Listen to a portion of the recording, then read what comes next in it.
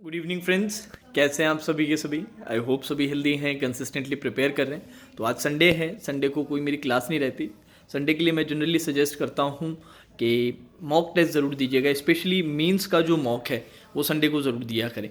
अब मॉक के बारे में ही हम बात कर रहे हैं और जो टाइटल मैंने रखा है कि कितने मॉक सफिशेंट रहते हैं, चाहे हम प्री की बात करें चाहे मीन्स की बात करें, और करंटली अभी करंट हमारे प्रिपरेशन के टाइम में कितने मॉक्स हमें देने चाहिए। तो इसके बारे में जल्दी जल्दी मैं आप लोगों को बताऊंगा। सबसे पहले प्रीलिम्स के बारे में बात कर लेते हैं।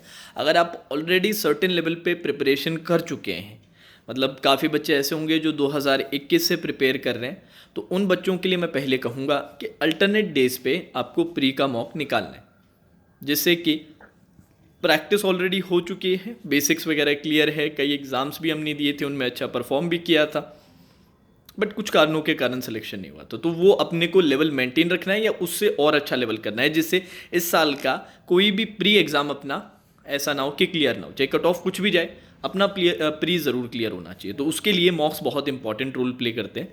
तो अल्टरनेट डेज पे आप मॉक्स देंगे प्री के लिए, बाकी नॉर्मल क्लासेस और सेल्फ प्रैक्टिस का तो आप जानते ही हैं। अब उन बच्चों के लिए जो बिगिनर हैं, इस साल से ही प्रिपरेशन स्टार्ट की है, सर अभी बेसिक्स क्लियर किया है, धीरे धीरे प्रैक्टिस कर रहे हैं, तो उन बच्चों को मैं सजेस्ट करूंगा, सबसे पहले जो बिल्कुल बिगिनर है कि सर अभी तो हम बेसिक्स ही क्लियर कर रहे हैं, तो पहले एक बार अपना बेसिक्स क्लियर कीजिए। अभी के लिए मॉक्स मत दीजिएगा। सेल्फ प्रैक्टिस में जितना प्रैक्टिस कर रहे हैं बिना टाइमर के, वो प्रैक्टिस कीजिए। अभी टाइमर पे फोकस ना करें, एक्यूरेसी पे ध्यान दें, और अभी आपको कुछ टाइम के लिए मॉक्स देने की ज़रूरत नहीं है।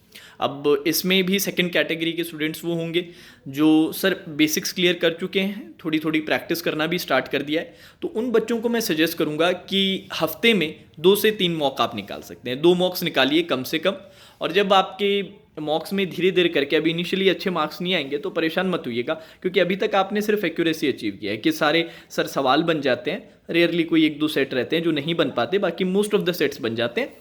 टाइम का इशू है, तो अभी अपने को धीरे धीरे करके अब स्पीड वाला जो पार्ट रहता है ना, उस पर फोकस करना है। तो उसके लिए अपने हफ्ते में 2 मॉक्स निकाल सकते हैं, और पॉसिबल हो पाए तो 3 मॉक्स भी आप निकाल सकते हैं। ठीक है, एक बार अपने कुछ टाइम इस पे ये स्ट्रैटेजी को फॉलो कर लेंगे, एक सर्टेन लेवल बनने लग जाएगा कि सर टाइम के अंदर अब धीरे धीरे करके स्टार्ट हो रहा है, तब अपने भी नंबर ऑफ मॉक्स इंक्रीज कर देंगे। ये तो प्री के लिए बात हुई। अब बात कर लेते हैं मेंस के लिए कि सर मेंस के लिए कितने देने हैं। अब मेंस के मॉक सिर्फ उन्हीं बच्चों को देने जो ऑलरेडी एडवांस लेवल पे पहुंच चुके हैं, मतलब पिछले साल या उससे भी पहले से प्रिपरेशन कर रहे हैं, ऑलरेडी कई प्री दे चुके हैं, बढ़िया प्रैक्टिस हो चुकी है। तो मेंस का आप लोगों को हफ्ते में 1 मॉक देना है, और वो संडे को, क्योंकि मॉक देने के बाद उसका कंप्लीट एनालिसिस मस्ट है। बहुत इंपॉर्टेंट है कि भाई मॉक्स के थ्रू जो जो अपने को फाइंडिंग्स, अब ये प्री के लिए भी वैलिड होगा, जितने बच्चे प्री भी करें एक लॉग ज़रूर बना के रखा करो कि भाई मैंने अगर महीने में 10 मॉक्स दिए हैं तो उन 10 मॉक्स में मेरे क्या परसेंटाइल, क्या स्कोर रहे हैं, कहाँ कहाँ पर रिमार्क्स के साथ आप प्रॉपर टेबल बनाएं कि रिमार्क्स लिखें कि यार हाँ ये सेक्शन अच्छा गया, ये खराब गया, इसमें थोड़ा इंप्रूवमेंट चाहिए, यहाँ पर अपनी एक पर्टिकुलर मिस्टेक हो रही है। ये सारी चीज़ों का ध्यान रखना है। और मेंस का मॉक बहुत इंपॉर्टेंट इसलिए हो जाता है क्योंकि इन मॉक्स के थ्रू ही हम सीखते हैं क्वेश्चन सिलेक्शन, जो इक्वली इंपॉर्टेंट पार्ट रहता है मेंस के लिए, बहुत बहुत बहुत ज़रूरी है। बार बार मैं डिफरेंट वीडियोस में मैं ये बात मेंशन करता हूँ, क्लासेस में भी बहुत बताता हूँ, क्योंकि बहुत सारे मेरे ऐसे स्टूडेंट्स हैं जिनकी प्रिपरेशन सेलेक्टेड स्टूडेंट्स के बराबर ही थी 2021 में, बट वो क्लियर नहीं कर पाए। क्यों नहीं क्लियर कर पाए? क्योंकि उन्हें पेपर अच्छे से अटेम्प्ट करना नहीं आता था, पेपर सही से वो अटेम्प्ट नहीं कर पाए। और जो उसी उनके लेवल पे जो बाकी स्टूडेंट्स थे, उन्होंने ये आर्ट पूरी अच्छी से, ये स्किल अच्छे से एक्वायर कर लिया था, इस पर बढ़िया तरीके से काम किया था मॉक्स के थ्रू। तो ये काम अब आपको भी करना है। 2022 में फाइनल सिलेक्शन लेना है ना, ऐसा तो है नहीं कि 2023 तक सर और फिर से कोशिश करेंगे, ये तो नहीं करना। तो इसके लिए इक्वली इंपॉर्टेंट हमारे लिए है कि क्वेश्चन सिलेक्शन सीखें। और क्वेश्चन सिलेक्शन सिर्फ बातों से नहीं सीखा जाता, किसी ने बोल दिया और आपको आ गया, वो आप मॉक्स के थ्रू ही सीखोगे कि यार कैसे मुझे राउंड्स में अटेम्प्ट करना है, कौन से क्वेश्चन को लेना है, कौन से को स्किप करना है, ये सारी चीज़ें आप मॉक्स के थ्रू सीखते हो। ठीक है, तो अभी के लिए तो हफ्ते में 1 मॉक सफिशिएंट है। हाँ, कुछ बच्चे ये पूछ रहे थे कि सर मॉक सबमिट करके प्रैक्टिस कर सकते हैं। बिल्कुल सेल्फ प्रैक्टिस के लिए यूज़ कर सकते हो, पर मॉक का जो पर्पस होता है वो प्रैक्टिस नहीं होता है।